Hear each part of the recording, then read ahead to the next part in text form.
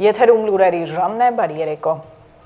Եվ այսպես ԱՄՆ նախագահը վարչապետ Նիկոլ Փաշինյանին անձնական մակագրությամբ նվեր է փոխանցել ի նշան բարձր գնահատանքի։ Դոնալդ Թրամփն առանձնակի ընդգծել է նաև Նիկոլ Փաշինյանի առաջնորդությունն ու նրա նշանակալի դերակատարությունը հաստատված խաղաղության գործընթացում։ Այս մասին նա հայտնել է դեսպան Նարեկ Մկրտչյանի հետ Սպիտակ տանը հանդիպման ժամանակ։ Նորանշանակ դեսպանների համար կազմակերպված միջոցառման շրջանակում կայացած հանդիպմանը Նարեկ Մկրտչյանը շնորհակալություն է հայտնել Թրամփին Հայաստանի եւ Ադրբեջանի խաղաղության հաստատման ուղղությամբ ցուցաբերած հետևողական ջանքերի, նաև օգոստոսի 8-ին Սպիտակ տանը ձեռք բերված պատմական համաձայնության եւ ստորագրված փաստաթղթերի համար։ Իր հերթին ԱՄՆ նախագահ Դոնալդ Թրամփը շնորհավորել է հայ ժողովրդին, ընդգծելով, որ վերջինս արժանի է կայուն խաղաղության եւ վերահաստատել է իր անվերապահ աջակցությունը խաղաղության ուղղված գործընթացներին։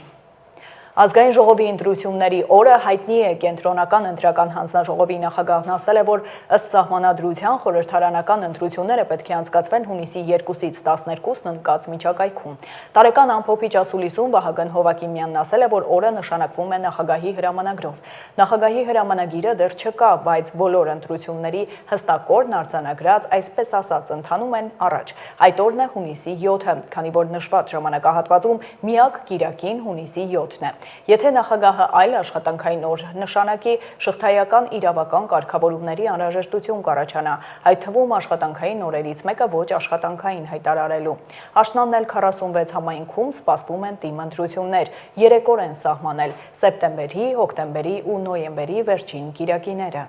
Եթե նայենք սահմանադրության կարգավորումներով, ըստ էության այն ժամկետը, որը որ ենթադրում է ընտրությունները, դա եկող տարվա հունիսի 2-ից 12 միջակայքն է։ Սահմանադրության, այսինքն այդ 10-օրյակն է, որը պիտի ընտրություններ տեղի ունենան։ Գիտեք, որ ընտրությունները նշանակում են նախագահը, այսինքն նախագահի հրամանագիրը դեռևս չի եղել։ Բայց բոլորը ընտրությունների օրը, կարելի ասել, այսպես արդեն տեսակ չակերտավոր, բայց արձանագրած ընթանում են առաջ, որ այն է, որ հունիսի 7։ Ինչով է դա պայմանավորված, որտեղ այդ իմ նշած ժամանակահատվածում միակ կիրակին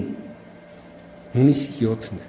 Այսինքն, եթե նախագահ այլ օր, որոշի այլ օր նշանակի, այստեղ կրկին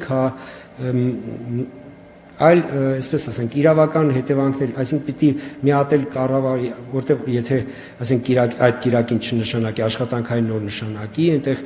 ոչ աշխատանքային օր հայտարարելու խնդիր կառաջանա, պատկերացրեք, չէ՞, այսինքն շղթայական նոր, այսպես իրավական կարգավորումների անհրաժեշտություններ կառաջանան, դա չէ։ Նախագահի լիազորությունն է այդ 10-օրյա ժամկետում նշանակել ընտրության օրը։ Հասկանում։ Ուղղակի բոլորը գիտեն, քանի որ մեզ մոտ ընդունված է, որ օրինակ երբ որ թիմ ընտրությունների հետ է կապված, ընտրական օրենսգիրքը ասում է, օրինակ այս ժամկետի վերջին կիրակի օրը։ Օրինակ, այնտեղ կտեսնեք ընտրական օրենսգիրքում մեկտեղ այդպիսի կարգավորում կա։ Ազգային ժողովի ընտրությունների դեպքում նման, այսպես ասենք, պահանջ գոյություն չունի, բայց լրելային բոլորը գիտեն, որ բնականաբար դա պիտի լինի կիրակի օր։ Սա ես պարզաբանում չեմ համար, թե ինչից է այսպես ստեղծվել այդ տպավորությունը, միանգամից ու տրամաբանական տպավորությունը, որ հունիսի 7-ը պետք է լինի։ Բայց կրկնում եմ, նախագահը, երբ որ կնշանակի, այդ ժամանակ նոր մենք ունենանք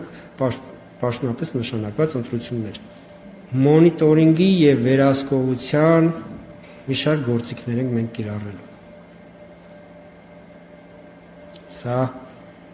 ինչի համար եմ ասում, որովհետեւ քարոզարշավի եւ ընդհանրապես ընտրական գործընթացների ֆինանսական թափանցիկության եւ ֆինանսավորման օրինականության գործընթացը ավելի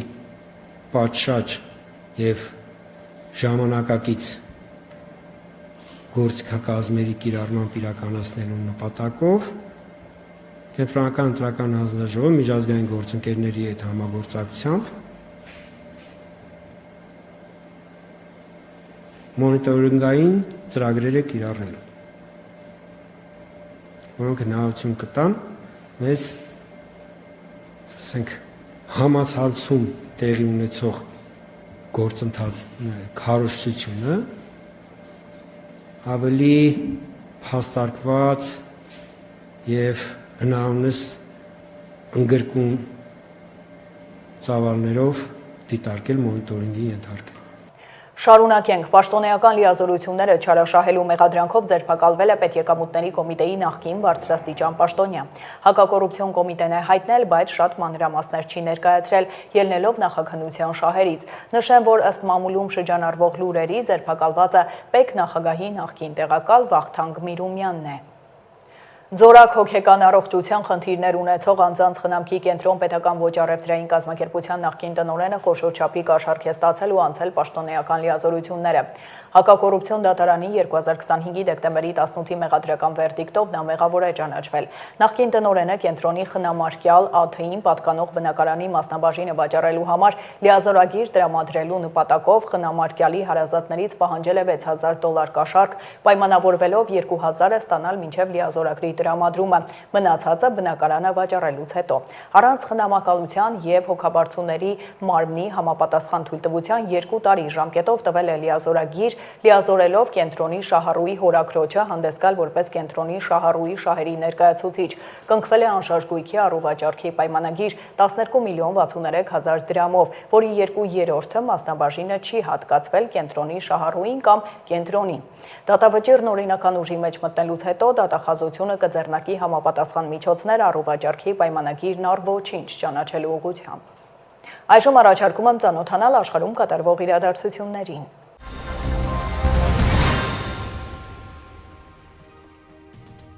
Անկարայից թռիչքից կարճ ժամանակ անց Թուրքիայում կործանվել է Լիբիայի զինված ուժերի գլխավոր շտաբի պետ Մոհամեդ Ալի Ահմեդ Ալ-Հադադին տեղափոխող ինքնաթիռը։ Թուրքիայի ներքին գործերի նախարար Ալի Երլիքայան X սոցիալական հարթակում հայտնել է, որ ինքնաթիռն արտակարգ վայրեջք է խնդրել Հայմանայի շրջանում, սակայն դրանից հետո ինքնաթիռի հետ կապը չի վերականգնվել։ Օդանավում եղել է 5 ուղևոր։ Բացի Լիբիայի զինված ուժերի գլխավոր շտաբի պետից, ինքնաթիռում են եղել նաև Լիբիայի ցամաքային ուժերի հրամանատարը, ռազմական արտադրության վարչության տնօրենը, ինչպես նաև շտաբի պետի խորհրդականը եւ լուսանկարիչը։ Լիբիայի վարչապետ Աբդել Համիդ Դբեյբան հաստատել է, որ Ալ-Հադադը զոհվել է Թուրքիայից պաշտոնական այցից վերադառնալիս։ Ինքնաթիռի վթարի պատճառը դեռևս պարզված չէ, սակայն ըստ նախնական տվյալների, վթարի պատճառ է դարձել էլեկտրական սարքավորումների խափանումը։ Լիբիայի ՄԱԿ-ի կողմից ճանաչված ազգային միասնության կառավարությունը երրորդյա պաշտոնական սուկ է հայտարարել ամբողջ երկրում։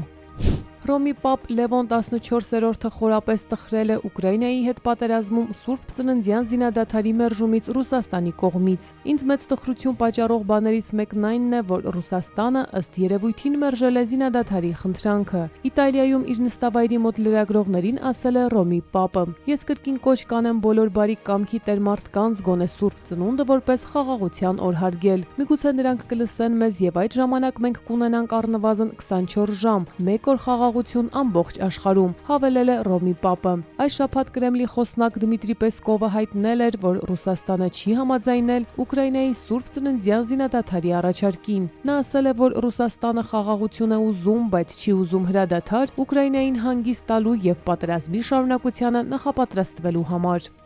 Ուկրաինան երբեք չի եղել եւ չի լինի խաղաղության խոչընդոտ, հայտարարել է Ուկրաինայի նախագահ Վլադիմիր Զելենսկին։ Մենք ակտիվորեն աշխատում ենք եւ անում ենք ամեն ինչ, որպեսզի փաստաթղթերը լինեն տեղում եւ իրատեսական։ Կարևորն այն է, որ Ռուսաստանը չխաթարի այս դիվանագիտությունը եւ 100%-ով լուրջ լինի պատերազմը դադարեցնելու հարցում։ Հակառակ դեպքում Ռուսաստանի վրա պետք է լրացուցիչ ճնշում գործադրվի։ Աշխարհն ունի բոլոր գործիքները այնպես անելու, որ այս ճնշումը գործի եւ ապահովի խաղաղությունը, ասել է Ուկրաինայի նախագահը։ Նա նաև հայտնել է, որ լսել է ուկրաինական բանակցային թիմի անդամներ Ռուստեմ Ումերովի եւ Անդրեյ Գնատովի զեկույցը, որոնք վերադարձել են ԱՄՆ-ում նախագահ Թրամփի ներկայացուցիչների հետ հանդիպումներից։ Մենք մշտական կապի մեջ ենք Միացյալ Նահանգների հետ եւ սպասում ենք հետագա աշխատանքներին, հավելել է Ուկրաինայի նախագահը։ Դատարանը կալանքի օրդեր է տվել Բունդեսթագի նախկին պատգամավորին, որը կասկածվում է կաշառքի դիմաց Ադրբեջանի շահերը լոբինգ անելու համար։ Դրանից հետո Աքսել Ֆիշերին տեղափոխել են քննչական մեկուսարան։ Դեկտեմբերի 22-ին դատական նիստի ժամանակ նախկին պատգամավորը հայտարարել է իր անմեղության մասին։ Հաջորդ նիստը կկայանա հունվարի սկզբին։ Այդ ընթացքում նա կգտնվի Մյունխենի Շտադելհայմ բանտի քննչական մեկուսարանում։ Հիմնական մեղադրանքներից մեկի ժամկետը լրանալու է հունվարին, սակայն իրավապահ մարմինների աշխատակիցները վստահ են, որ դատարանը ժամանակին որոշում կկայացնի։ Աքսել Ֆիշերը 1998-ից 2021 թվականներին Բունդեսթագի անդամ է եղել։ 2018 թվականին պարզվել է, որ ԵԽԽՎ որոշ անդամներ կաշառք են ստացել Ադրբեջանի իշխանություններից Եվրոպայում իրենց շահերը պաշտպանելու եւ առաջ մղելու համար։ Ըստ քննության Ֆիշերը փողի համար քվեարկել է հօգուտ Բաքվի, արել է ադրբեջանամետ հայտարարություններ եւ գաղտնի փաստաթղթեր է փոխանցել։ Այս տվյալների համաձայն Բունդեսթագի նախկին պատգամավորը 2011-ից 2014 թվականներին Բաքվից ստացել է 58,000 եվրո, իսկ 2015-ից 2016 թվականներին եւս 26,300 եվրո։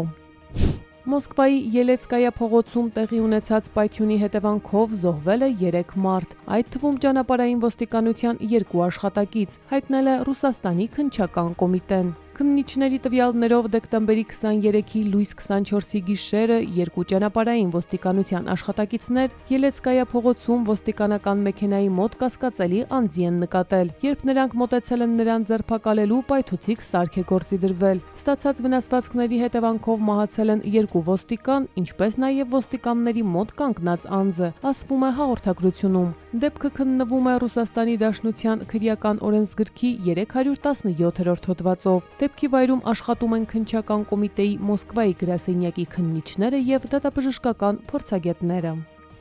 Արմինե Գևորգյան, Update լրատվական։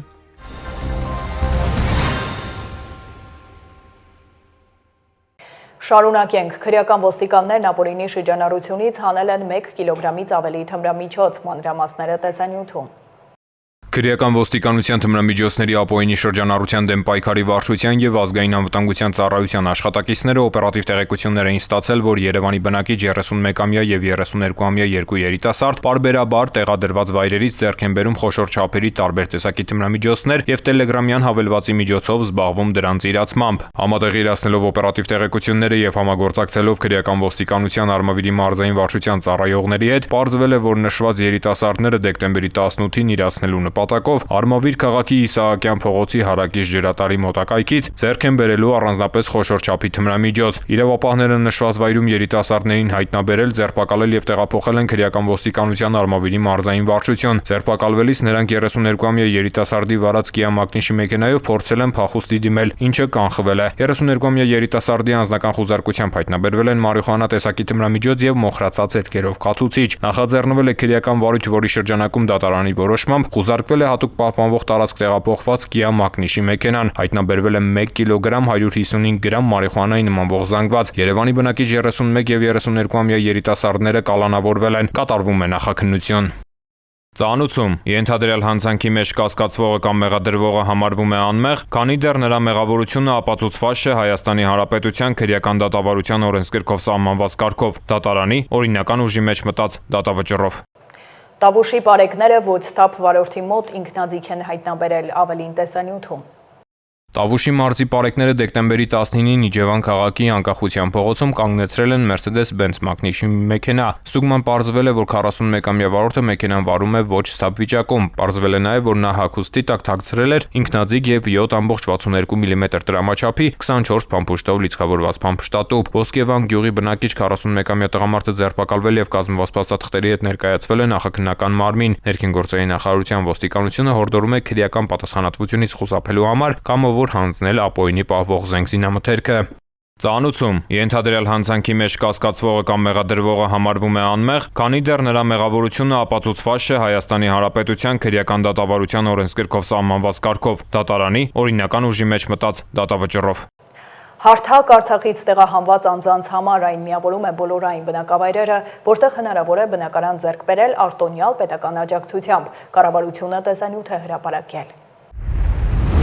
Կառավարությունն իրազեկում է Ղարաբաղից տեղահանված ընտանիքներն այսօր բախվում են նույն խնդրին։ Ինչպես ընտրել այնպիսի բնակավայր, որտեղ հնարավոր է տուն գնել առանց այցելելու Հայաստանի բոլոր համայնքները։ Տեղեկություն հավաքելը երկար ու հոգնեցուցիչ գործընթաց է, իսկ երբ ամբողջական պատկերացում չունես, դժվար է ճիշտ որոշում կայացնել։ Հենց այդ պատճառով էլ ստեղծվել է բնակավայր.am հարթակը, որը նախատեսված է Ղարաբաղից տեղահանված ընտանիքների համար եւ միավորում է բոլոր այն բնակավայրերը, որտեղ հնարավոր է բնակարան ձեռք բերել պետական աջակցության շրջանակում։ Հարթակում ներկայացված է յուրաքանչյուր բնակավայրի ամբողջական նկարագիրը՝ դպրոցներ, մանկապարտեզներ, ճանապարհներ, ծառայություններ, մշակութային վայրեր, գյուղատնտեսական հնարավորություններ եւ համայնքային կյանքի առանձնահատկություններ։ Այստեղ կարող եք համեմատել բնակավայրերի պայմանները, հասկանալ որն է առավել հարմար ձեր ընտանիքի կարիքներին, առանց լրացուցիչ ծախսեր կատարելու կամ երկար որոնելու։ Հարթակում ներկայացված է նաեւ բնակարանային ապահովման պետական աջակցության ծրագիրը, մանրամասն բացատրություններով, դիմելու կարգով եւ աջակցության չափով։ Հզոր անտիցիկլոնն իր տեղը զիջում է, իսկ դա նշանակում է, որ առաջիկայում տեղումներ են սպասվում։ Գագիկ Սուրենյանը նորություն ունի, այնուամենայնիվ վաղը եղանակը կլինի առանց տեղումների, օդի ջերմաստիճանն էլ մինչև հաջորդ շաբաթվա սկիզբ էականորեն չի փոխվի։ Բարև ձեզ սիրելի հայրենակիցներ, ձեզ ունենք հայտնելու նորություններ, որովհետև դեկտեմբերի 26-ից սկսած Հայաստանում 15 օր շարունակ գործող հզոր անտիցիկլոնը, որը ապահովում էր մեզ համար այսպիսի արևառատ երկինք չոր առանց տեղումների եղանակ, քայքայվում է։ Այն դեկտեմբերի 27-ի երեկոյան ժամերին 28-ին իր տեղը զիջում է Սև ծովի կողմից եկող ցիկլոնին, որը իր հետ կբերի տեղումներ։ Տեղումները լեռնային եւ նախալեռնային գոտիներում կդիտվեն հիմնականում ձյան տեսքով։ Այսքանը դուք դիտում եք Update լրատվականը, հիշեցնեմ վայրկյանները անցվել լուծությունն է, բաց չթողնեք, իսկ ես ձեզ հրաժեշտ եմ տալիս, հաջողություն։